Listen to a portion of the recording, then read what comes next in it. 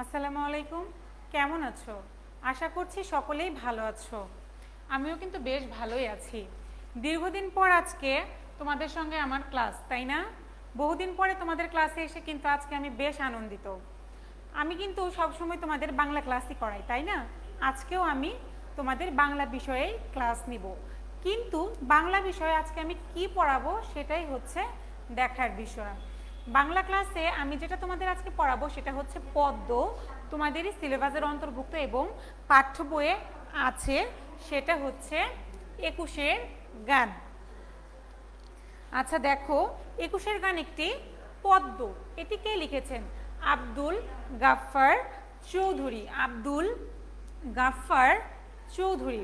প্রথমে আমি তোমাদেরকে আব্দুল গাফফার চৌধুরী সম্পর্কে কি করব, কিছু বলবো কিংবা তার সম্পর্কে কিছু আলোচনা করব। প্রথমে আমরা লেখক পরিচিতি সম্পর্কে আলোচনা করব। দেখো, এখানে আমি লিখে রেখেছি যে তার জন্ম ছিল ১৯৩৪ সাল বরিশাল জেলাতে।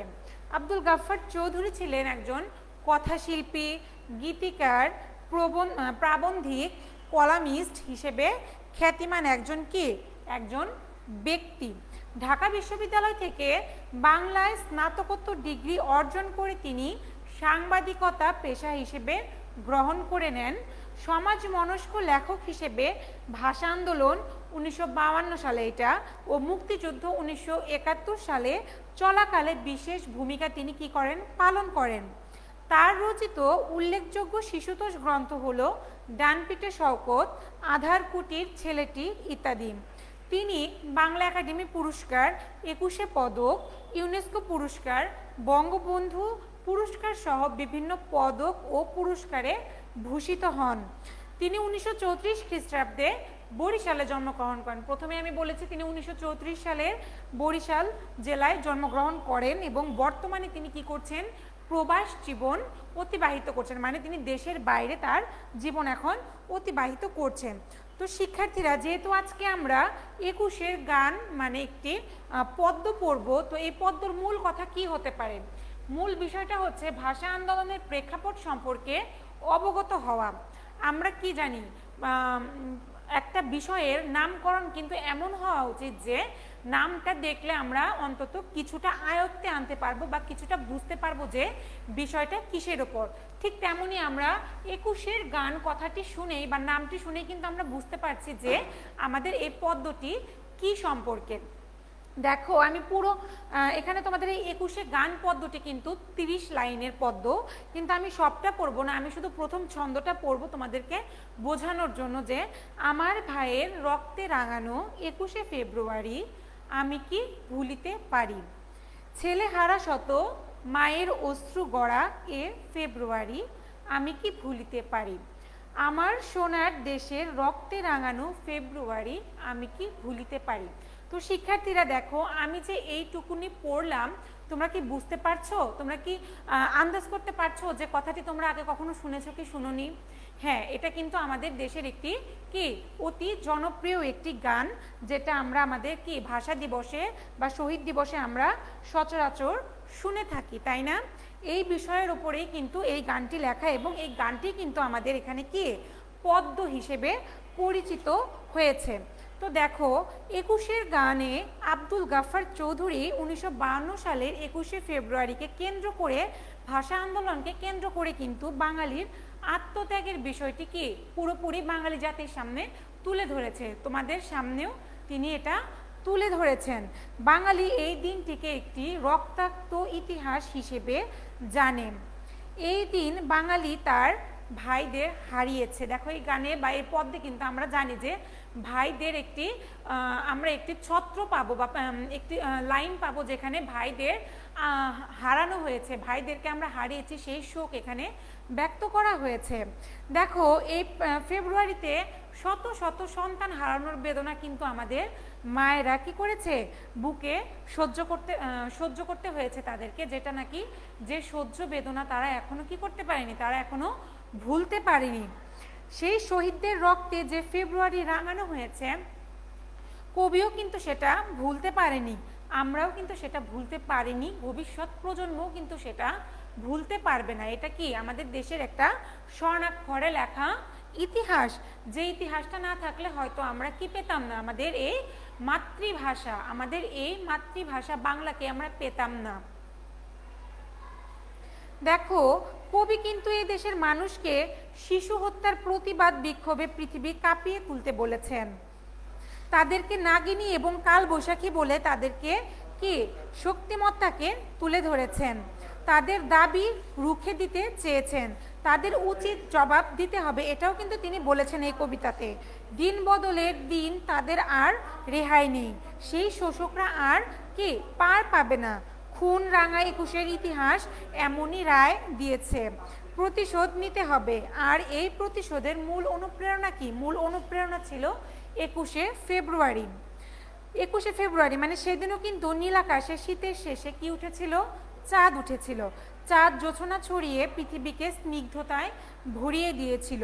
পথে পথে রজনীগন্ধা অলকানন্দা ফুটে উঠেছিল। ঠিক তখন ঝড় এসেছিল, সেই ঝড় সব তছনছ করে দিয়েছিল। ভাষার দাবিতে রুখে দাঁড়িয়ে তরুণ তাজা প্রাণ রাজপথে রক্ত ঢেলে কি করেছিল? রঞ্জিত করেছিল রাজপথ। আমি কিন্তু এখানে তোমাদের কবিতাগুলো না পড়লেও কবিতার কি মূল অর্থ বা সারাংশ সারমর্ম হিসেবে আমি তোমাদেরকে ব্যক্ত করে জানিয়ে দিচ্ছি যে এই কবিতার মূল ভাবটা কি, কোন লাইনের কোন অর্থটা কি হতে পারে। দেখো, পরবর্তীতে কবি যে কবিতার লাইনটি লিখেছেন সেই লাইনের অর্থ যদি আমরা বিশ্লেষণ করি তাহলে কি হবে? যে অন্ধকারে পশুদের মুখ এ দেশের মানুষ কি ঠিক চিনে নিতে পেরেছিল। শহীদদের মায়ের, বোনের, ভাইদের চরম ঘৃণা সেই মুখগুলোর প্রতি ২১-এর মানুষের, এই দেশের মানুষের প্রাণের দাবিতে কি বাংলার বুক থেকে সেই বর্বরতার চিহ্ন নিশ্চিহ্ন করার কি নিয়েছিল? শপথ নিয়েছিল। এই দেশের বুকে ছিল শত্রুর পদাঘাতের চিহ্ন, কারণ তারা এ দেশের ছিল না। সুতরাং এই দেশের প্রতি তাদের কি নির্মমতা, নিষ্ঠুরতা থাকাটা কিন্তু বাস্তবিক, তাই না? যারা এই দেশের নয় তারা এই দেশকে কেমন করে ভালোবাসবে? আর যারা এই দেশে, তারা তো এই দেশকে ভালোবেসেই কি দেশের জন্য, ভাষার জন্য জীবন দিয়েছেন, প্রাণ দিয়েছেন, রাজপথকে কি করেছে? রঞ্জিত করেছে তাদের বুকের লাল রক্তে। তারা কিন্তু সবার শান্তি কেড়ে নিয়ে এ দেশের মানুষকে অত্যাচার করতে চেয়েছে, ভাষা সংস্কৃতকে কি করতে চেয়েছে? ধ্বংস করে দিতে চেয়েছে। তাদের সেই অন্যায়ের প্রতিবাদের প্রতীকী কিন্তু আমাদের এই কি ২১শে ফেব্রুয়ারি। ২১শে ফেব্রুয়ারির সেই চেতনার জাগরণ দরকার, কারণ আজও মানুষ অন্যায়কারীর কাছে বন্দী। নানাভাবে বাঙালি সম্ভাবনা সন্তানদের অত্যাচার, নির্যাতনের শিকার হয়ে প্রাণ হারাতে হচ্ছে। তাদের প্রাণ বাঁচাতে আজ ২১শে ফেব্রুয়ারির সেই বিশাল চেতনা নিয়ে জেগে উঠতে হবে। শহীদ ভাইদের আস্থা কি করতে হবে? জাগাতে হবে। তাদেরকে রুখে দাঁড়াতে হবে, অন্যায়ের বিরুদ্ধে প্রতিবাদ করতে হবে। তাদের ক্রোধের আগুন জ্বালিয়ে দেওয়ার জন্য কিন্তু তাদের শান্তি ও মুক্তির জন্য তাদের শান্তি প্রয়োজন, এবং শত্রুর কারাগার ভেঙে বেরিয়ে আসার জন্য ফেব্রুয়ারির অনুপ্রেরণা হিসেবে কাজ করবে। ২১শে ফেব্রুয়ারির চেতনা অমর এবং অক্ষয়। যেহেতু কবিতাটির নামই হচ্ছে ২১-এর গান, সুতরাং এই কবিতাতে ২১-এর প্রতিটি ছোঁয়া কিন্তু তোমরা সুস্পষ্টভাবে পাবে শিক্ষার্থীরা। ২১-এর গান মানে কি?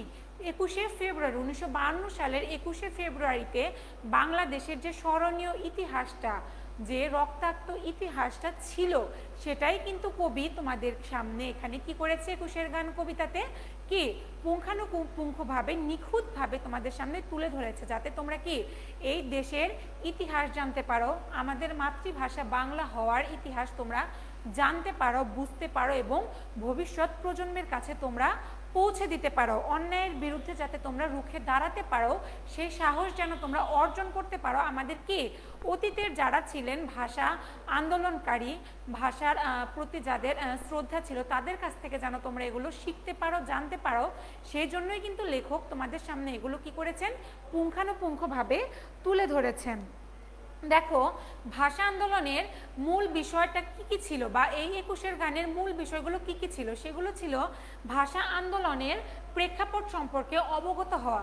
অবশ্যই তোমরা ভাষা আন্দোলনের প্রেক্ষাপট সম্পর্কে অবগত হয়েছো যে ভাষা আন্দোলনের মূল ইতিহাসটা কি ছিল, ভাষা আন্দোলনের পেছনের ইতিহাসটা কি ছিল, অবশ্যই তোমরা জানতে পেরেছো। দেখো আরো কি জানতে পারবে, তৎকালীন পাকিস্তানি শাসক গোষ্ঠীর ভাষা নিয়ে যে ষড়যন্ত্র ও নির্মমতা ছিল সেই সম্পর্কেও কিন্তু তোমরা অবগত হয়েছো।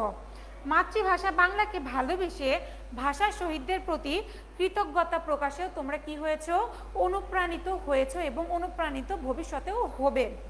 মাতৃভাষা বাংলার জন্য বাঙালির আত্মত্যাগ নিয়ে গর্ব করতে শিখবে। শাসক শোষকদের অন্যায় অবিচার শোষণের বিরুদ্ধে তোমরা কি করবে, প্রতিবাদ করতে পারবে এবং প্রতিবাদ করতে সচেষ্ট হবে। এই পাঠের মাধ্যমে শিক্ষার্থীরা দেখো ভাষা আন্দোলনে বাঙালির আত্মত্যাগ নিয়ে একদিকে যেমন তোমরা গর্ব করতে শিখবে, ঠিক তেমনি তাদেরকে কি করতে হবে, তাদের যে শহীদের যে ইতিহাস, শহীদদের রক্তের ঋণ শোধ করার জন্য সব ধরনের অন্যায় ও শোষণের বিরুদ্ধে কি সোচ্চার হয়ে উঠবে।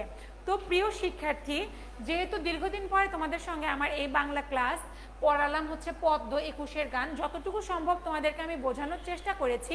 আগামী ক্লাসে কি করব, আগামী ক্লাসে আমরা অনুশীলন নিয়ে কথা বলবো। তো ততক্ষণ পর্যন্ত সকলেই সুস্থ থাকো, ভালো থাকো। আসসালামু আলাইকুম।